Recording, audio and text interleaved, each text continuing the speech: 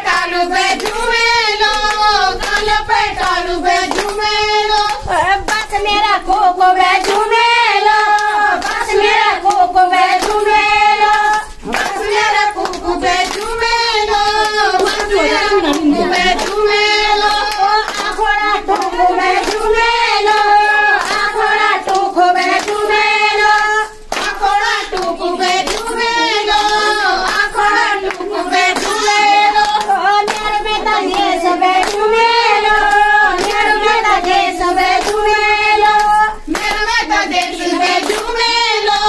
मेरे बेटा देश में झूमेलो, चाचा सोनाल में झूमेलो, चाचा सोनाल में झूमेलो,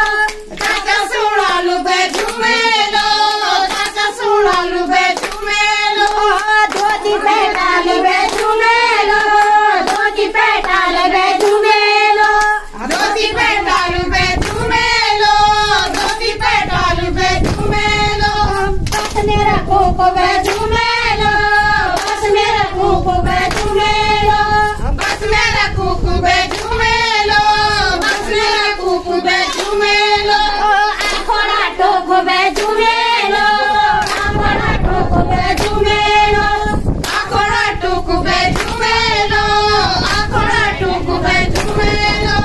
मेरे मेरा देश में झूमेलो,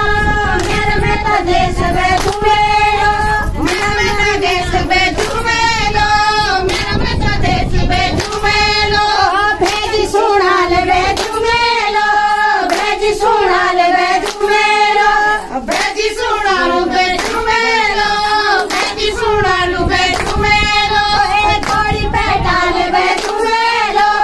गोरी पेटाल में झूमेलो, गोरी पेटाल में झूमेलो, गोरी पेटाल में झूमेलो, बस मेरा कोको में झूमेलो, बस मेरा कोको में झूमेलो, बस मेरा कोको में झूमेलो, बस मेरा कोको में झूमेलो, आखोड़ा टोको में झूमेलो, आखोड़ा टोको में झूमेलो, आखोड़ा टोको में झूमेलो, आखोड़ा टोको में झूमेलो। आप सभी को बहुत बहुत धन्यवाद। आपन इतना सुंदर जो आज रंगत गाड़ जाई